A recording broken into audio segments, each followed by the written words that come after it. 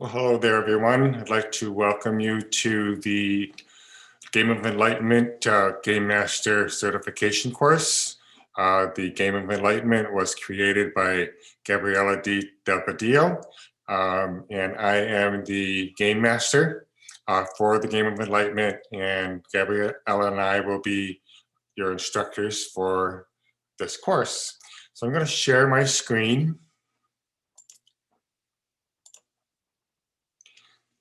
So again, welcome to the Game Master Certification course. This course is for Game Masters coming on who would like to learn how to be a Game Master for the Game of Enlightenment. And we welcome you and are honored that you are here. So the Game of Enlightenment is a beautiful, written and illustrated card game. This is an interactive game where you use your five senses for a transformational journey into the mind, body, and spirit. You will go through a series of experiences that will stimulate your five senses prior to the beginning of the game. You'll also do a short meditation, guided meditation with music to raise your vibration in preparation for the journey. So the Game of Enlightenment will benefit individuals in every aspect of their lives, including spiritual, psychological, and biophysical quality of life, as well as on a micro, macro levels related to our connectedness with our world and the universe. So the course outline will be, course description is to teach and discuss elements of the card from the Game of Enlightenment and how to use them in order to play the game successfully. This will be a learning tool for spiritual enlightenment. We will talk about Zoom and how to use Zoom, how to set it up for the game, how to explain house rules, different things, aspects of Zoom, how to share your screen, and to use the mute button, all the different features of Zoom. So the game itself will talk about the five senses, how the five senses will be incorporated into the board game, how they are used, and the rules of the game. For the card, we'll talk about the feeling of the picture, description and meaning, affirmation, and the mode of action. Course objective is to learn how to use the cards, how to use the accessories that are part of the Game of Enlightenment, to prepare students to play the Game of Enlightenment board game, to ensure that each student has the knowledge of how the cards and accessories work for the Game of Enlightenment, that each student has demonstrated every aspect of the card deck and the Game of Enlightenment. Each student has successfully completed each module of the required course of study. The materials needed will be the Game of Enlightenment board game, accessories, and the card deck. So we're going to talk a little bit about facilitating and coaching. What is a facilitating coach for the Game of Enlightenment? Well, let's break this down. So a facilitator is one who knows not only how to speak comfortably in front of an audience, but can also convey the game process in a simple, flowing, concise manner. A coach partners with the client in a thought-provoking and creative process that inspires them to maximize their personal and professional potential. As a game master for the Game of Enlightenment, you are considered a facilitating coach. The game master facilitates the game to ensure a simple process and flow of the game. At the same time, the game master has the role of a coach. We are creating a safe and sacred space for the players to feel comfortable with their vulnerabilities as they play their card. There will be times where a card can trigger a player, so as a coach, we simply guide them through the card by speaking clearly about the process of the game while at the same time giving the player the consideration of heart-centered listening to ensure that they have a positive experience. A coach never gives the player the answers to the issue or to the trigger that comes up. We simply give them the heart-centered space to let them speak as we listen. By letting them speak, we are allowing them to release the clutter from their mind so they can connect with their higher self to find the answers that they are seeking. As a coach, we listen and guide by asking questions to allow the player to find their own answers. We all have the answers within us. Keep in mind that as a game master, we have to keep track of the time. It is an art to be kind and considerate by keeping the player from taking too much time for speaking. You have to keep in mind also that this is a 90-minute game. Concepts of the game, we'll talk about the five senses. So number one, the sense of sight. It is the ambiance of the player's game space to excite their sight.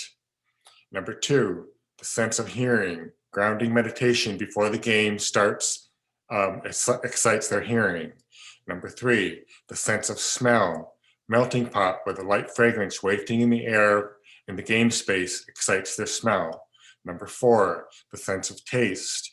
There's tea that is served just before the game excites their taste. Number five, I'm sorry, got a mistake there, I gotta fix that. The sense of touch. The players hold their crystals or other components of the game excites their touch. Using the five senses will provide a transformational journey into the mind, body, and spirit for the participant. They will go through a series of experiences that will stimulate their five senses prior to the beginning of the game. Did you know that the five senses can connect you to the world of enlightenment?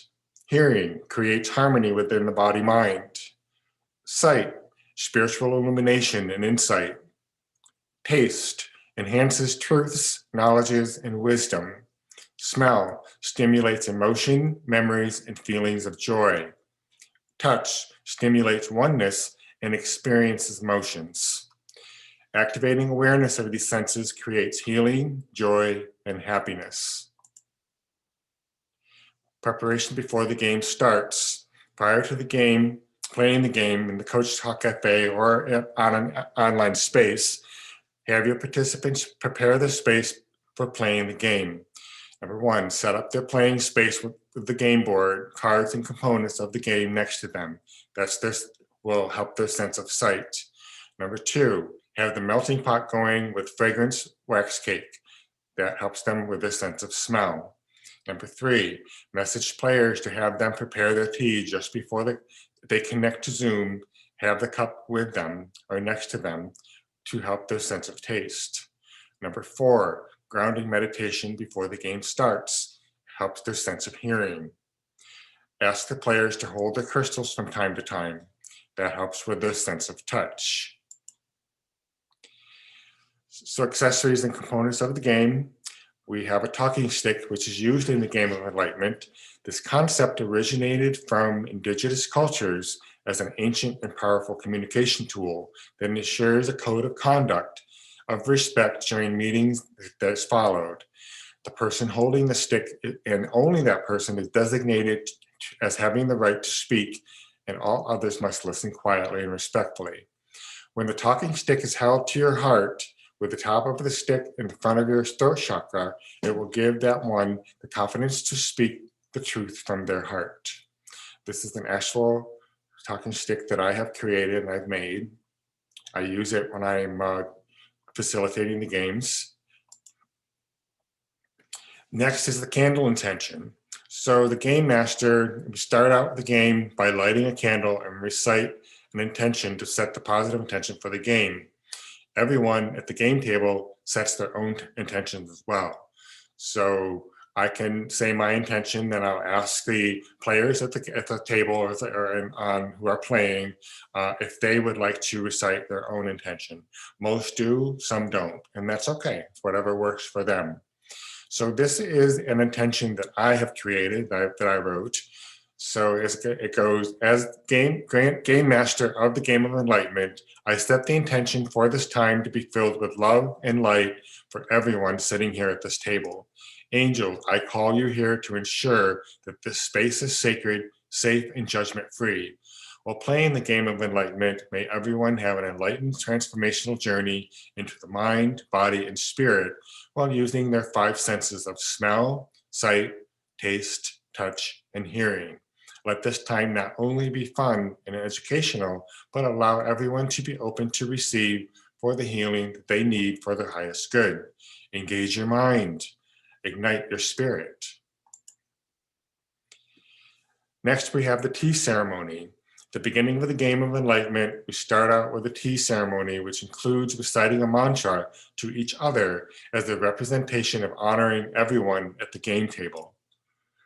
The tea ceremony represents purity, tranquility, respect, and harmony.